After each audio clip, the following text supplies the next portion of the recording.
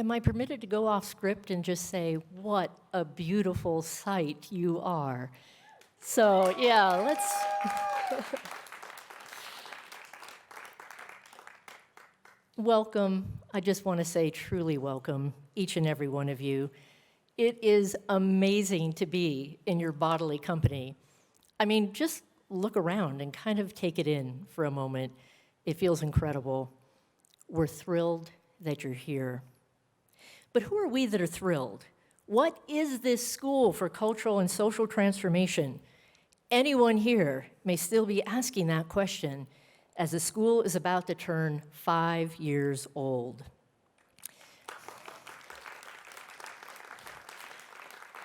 Well, I've been saying, and I still believe it, if you take the coolest dance troupe, wed it to a protest, link it to a book club that reads the hippest books, and make it sing with fiery joy, a joy that breaks barriers, confronts institutions, soothes wounds, cracks jokes, dresses rad, and calls things what they are, you have transformed. The School for Cultural and Social Transformation. It's as if galactic performer Beyonce and political leader Cesar Chavez and race-sex comedian Margaret Cho and trans disability theorist Eli Clare and indigenous lands activist LaDonna Brave Bull Allard with immigration activist Marissa Franco and author Oscar Wilde all got together and had a brainchild. We are it. And together, we gether. Now you might be saying, yikes, the dean misspoke. She meant to say gather, but instead said gether. No, I mean it. Gether is a word I wish to coin. I want it as a verb. To gether shall mean to sense and acknowledged unperceived gatherings. I don't know about you, but I'm sick of the phrase, we're in this together. It's a throwaway platitude. Togetherness is not yet earned in many settings. I want the verb to gether to carry true edge. Now, there's something we say whenever we gather so as to gather indigenous gatherings. Listen as I share the University of Utah's land acknowledgement, which needs to be a living, moving gathering on which we all will act. We as a university state, and I'm grateful that we do, given that the Salt Lake Valley has always been a gathering place for indigenous peoples, we acknowledge that this land, which is named for the Ute tribe, is the traditional and ancestral homelands of the Shoshone, Paiute, Goshute, and Ute tribes, and is a crossroad for indigenous people. I give a shortened version so we really will receive it. This has always been the place of indigenous gathering, and it is a crossroad at this very moment. What would it mean to gather this point? Here's one suggestion. Join, or at least gain understanding of land back initiatives. Professor Charles Sepulveda, Professor Thomas Swenson, two transformed professors, are experts in our midst. Read their work. This would be one powerful way to sense and acknowledge and act on these often unperceived gatherings on this land. But unperceived by whom? How can such powerful world-shaping gatherings go unnoticed by anyone standing on this exact land? Well, how could anyone say last summer, I just didn't realize what Black people go through living in this country? Think of what it took, what had to be seen to get a massive people in this country to notice. It took a murder caught on camera by a steady young woman, her one phone holding all that pain, so as to return it to George Floyd's family and the nation at large. And on other fronts, it took Me Too flowing in to say her name. It took spa deaths, kids in cages, islands sinking, and trans kids banned from kindergarten sports.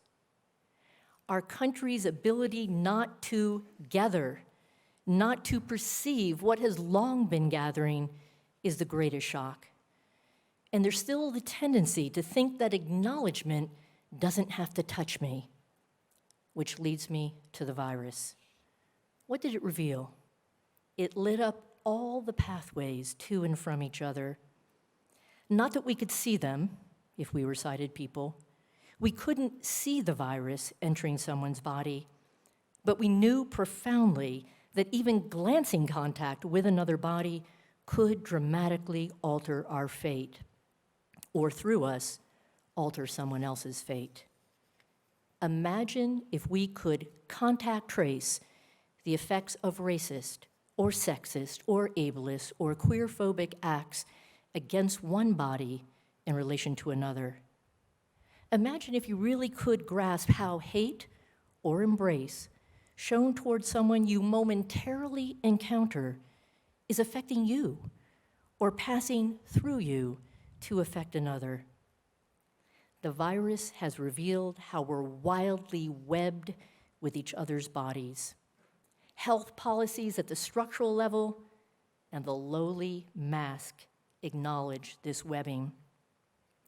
The space between us is a mystical, material place of gathering where we are not solely ourselves. So much so that even our own deepest emotions are gathered by others and returned to us. Now, what do I mean? Here's a line from the novelist Marguerite Duras. Inside you, there are sobs you can't explain. They linger on the brink of you as if they were outside. They can't reach you and be wept. I began to grasp this line 1 year ago, yesterday, when my father died COVID positive in the hospital. Like so many other people in this country with whom I am webbed, I could not be with him, nor could my mother, and I couldn't be with her. People who were not my bio family stood at the brink of me, gathering my sobs, which I couldn't fully fathom. It was like having someone hold my heart so it could go back inside me.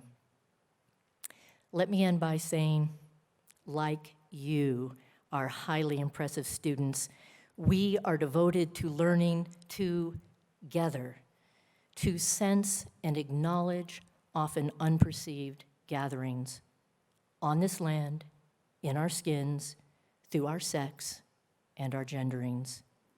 Entire systems sit in this strange space between us. They sit on the little ant-like words that carry systems and powerfully confound us. We know these words: man, woman, black, white, Latinx, disabled, undocumented, queer, trans, Pacific Islander, Indigenous, and Asian American. We will spend our lives learning to gather all that must be returned to each other, differentially and with all due acknowledgement. Land back is one powerful example. Study it, open it, see what it might mean, and act upon it. You may already have. And turn this dynamic strongly toward the positive. Our dear students, let those of us outside of you, at your brink, be part of returning what you've gathered here to you. We literally gather in your names.